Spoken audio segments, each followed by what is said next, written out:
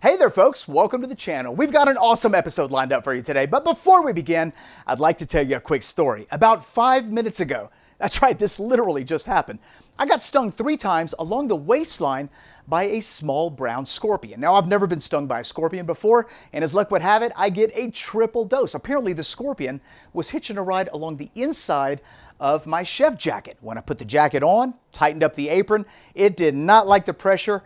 Pop, pop, pop. And there you have it. I'm going to show you a quick picture of this scorpion in the event that we happen to have some scorpion experts out there. Do me a favor, leave me a comment in the comment section below and let me know what my life expectancy is so that I can at least make the most of it. I'm going to be the first to tell you that I am not a fan of these little creatures. Nope. I'm over here developing a phobia. I'm going to be a complete freak every time I get dressed. So there you have it. That's my scorpion story. A quick little tip that's completely unrelated to today's video that you can store in the back of your mind. If you do ever get stung by a scorpion, get some frankincense essential oil, put it on that sting. 10 to 15 minutes later, the swelling, the pain miraculously will go down. Trust me, I am living proof of this. All right, guys, let's get back to today's episode because today we are talking about the beef kebab. A couple of weeks ago, we got a comment that said something to the tune of, how does your electric rotisserie grill cook kebabs? And the honest answer is I have no idea. I've never done it. So I thought it'd be fun to whip up a beef kebab recipe, toss it in the Brazilian Flame electric rotisserie grill and see how it comes out. And this is where you guys come in at the very end of this video. I want you to leave me an honest comment about how you think this unit cooked up our beef kebabs. You guys ready? Let's get started.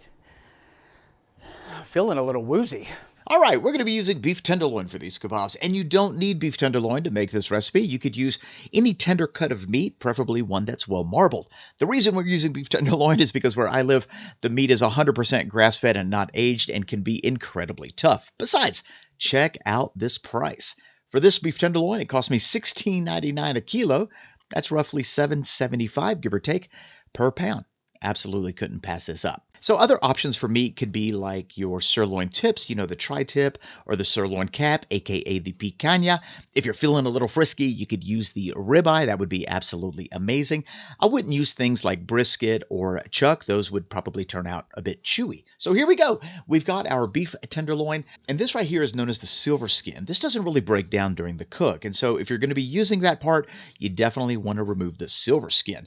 And what I think we're going to do here, because we're not making too many kebabs, is just give it a slice right about there, and we'll see if that's enough. I am going to clean it up, so there's a little piece of silver skin we're going to remove. And notice that the muscle that we're using is pretty lean. If yours is really fatty, you can either choose to trim it up a bit, or you can leave the fat on. Choice is yours.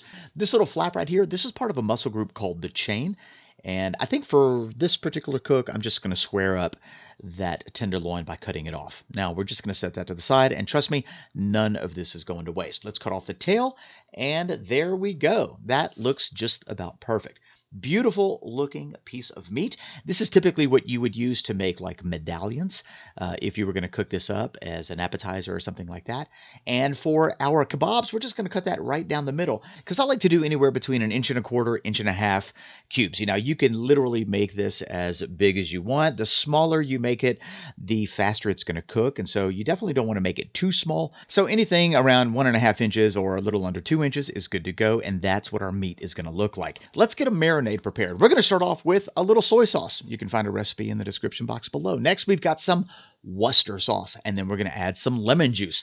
Those are our liquid ingredients. As far as the dry spices, you can have a lot of fun here. We're going to start off with some black pepper, freshly ground.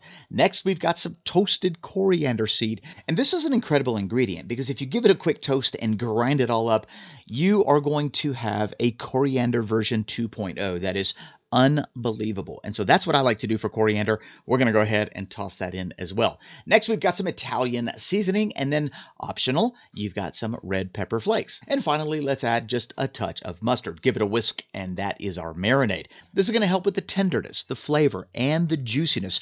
And just remember, you can add whatever flavorings you want to your marinade. If you want to put a hot sauce, teriyaki, if you want to add ginger or sesame oil, all of those would be great. Just depends on what you're going for. Add the meat and give it a proper toss. You just want to make sure that all of that meat is coated in that delicious marinade. And this is roughly about 2 pounds of meat. And so that's what the recipe is going to be for. Once you're done, go ahead and cover it with a piece of cling film and place it in your refrigerator. You're going to want to marinate this for at least an hour. 4 hours is actually better. If you have the time, though, let it go overnight. It's going to be ridiculous. So we're going to pop this into our fridge, and we'll see you tomorrow. All right, it's now the next day, and we need to get our Brazilian Flame Electric Rotisserie Grill fired up. I'm going to go ahead and remove those skewers, and off camera, I did put a piece of aluminum foil on that bottom to catch any drippings. The electric version of this grill doesn't really have temperature control. It just has one setting, and that is on. So we're going to let this preheat while we get the rest of our ingredients together. Let's take the meat out of the fridge, and this has been marinating overnight, and I gotta tell you, this smells incredible.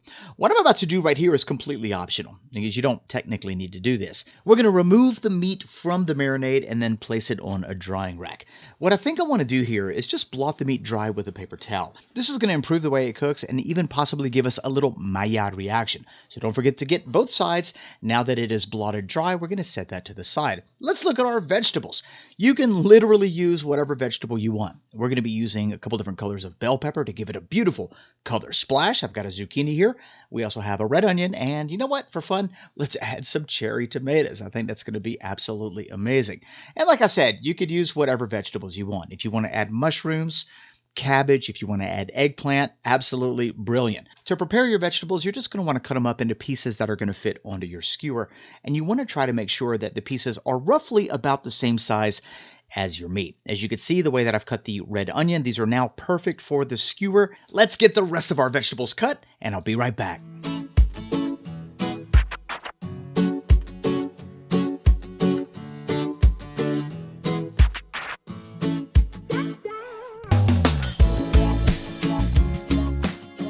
All right, our vegetables are finished and we are just about done. One last thing to do is to toss everything into a pan with a little olive oil and then season it with your favorite spices. I'm going to add just a little sea salt and some freshly cracked black pepper. This is going to help bring out the flavor of those vegetables because nobody wants bland vegetables with a delicious kebab. I mean, come on, right? This is some pink Himalayan sea salt. And then, of course, we've got our black pepper. And let me tell you something, this pepper cannon is ridiculous. Probably the best pepper grinder I've ever used in my life, hands down. Although it is a little expensive, if you love pepper, it's well worth it. I'll put a link in the description box. Let's get after the meat. Now, we're not going to have to add any salt because the marinade took care of that, but we are going to coat the meat in olive oil, and then you know we're going to come back with a little pepper crust. Back to the pepper cannon. I am loving the way this looks so far. All right, now that our vegetables and our meat is ready, let's get it skewered up. So there's a couple different ways you can put this onto your skewer. Let me just kind of show you what this meat looks like, right? I can elongate it, much like that, or I could bunch it up to where it looks like a cube. And personally speaking, I like to bunch it up when I put it on the skewer, but either way works fine. You want to be careful because that skewer is sharp, and so I let it touch the cutting board first, and then I go ahead and push it all the way through. And there we go.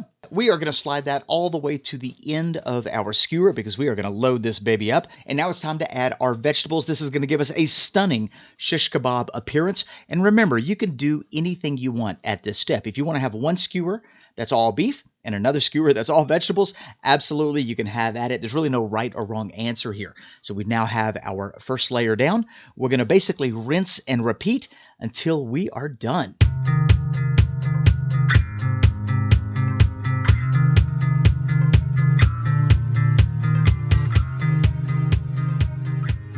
All right, now if you're wondering where in the heck are the tomatoes, we're going to use the fork on the second skewer to get those tomatoes on there, and that looks great. Let's take a look at our grill. It's been preheating for about 30 minutes. We're up to 350 degrees, and I actually think that I want it a little bit hotter for this cook, 400, 420. So let me show you a quick hack to increase the temperature of your electric grill. We're going to take a piece of aluminum foil and cover the openings on the side of the grill. That's typically where the skewers go, and this is going to help retain some of that heat inside. And by doing this, let me just kind of show you very quickly what happens to the temperature with that covered. And so we're just going to do a quick time lapse, and looks like we're already at 400 F. By the time it was totally done, I ended up at around 420, 425, and that's absolutely perfect. So both skewers are going to go into the grill, and you kind of want to work quickly so you don't lose too much of that heat. Let's close it off, and there's a simple on button for the rotisserie element. That's what that's going to look like. Let's get that covered back up so that we can keep the heat trapped. And now all we got to do is let it cook.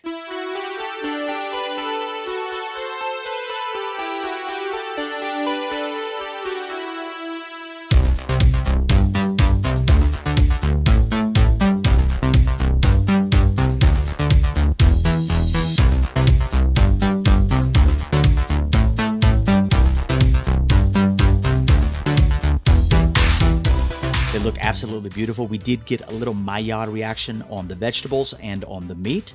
I'm loving the way that turned out.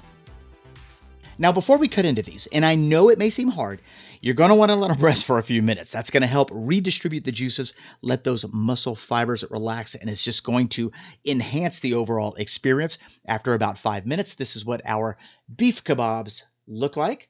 And I got to tell you, I am very pleased with how that electric rotisserie grill performed. Honestly, I didn't think they were going to look this good. I felt like they were going to turn out okay, but this is stunning. Wow. All right, let's just go ahead and take, a little portion off the very bottom. We're going to cut into one of these pieces of steak and give it a taste.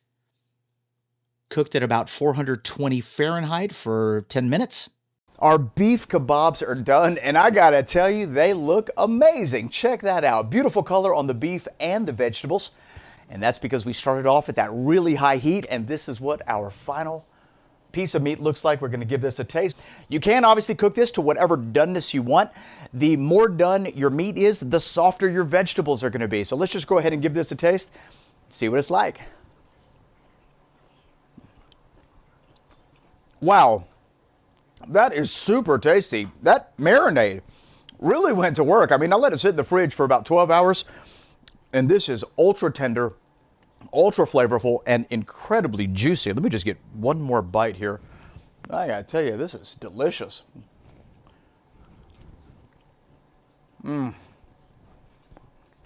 Wow, that's a winner, no doubt about it. Let's try some of the vegetables. Let me just kind of get into the zucchini. Let's go in with a tomato.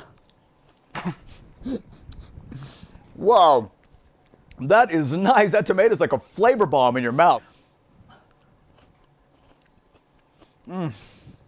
Wow, the bell peppers, they're cooked perfectly. They still have a little bit of that firmness to it, a little bit of a bite, and they are incredibly flavorful. These beef kebabs, woo, they came out insane. And I'm going to put a recipe link in the description box below with all the exact measurements for the marinade, the entire process, so that you can make these at home for yourself. Now, we did use the electric 2-skewer Brazilian Flame Rotisserie Grill to cook these indoors. So if you want information on this grill or the other grills that they sell gas grills with 3 skewers and 5 skewers, which I'm absolutely falling in love with.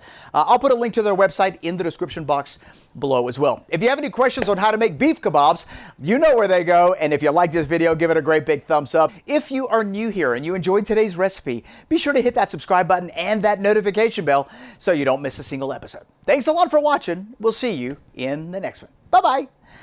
I gotta get one more bite though. Oh, check that out. Oh yeah.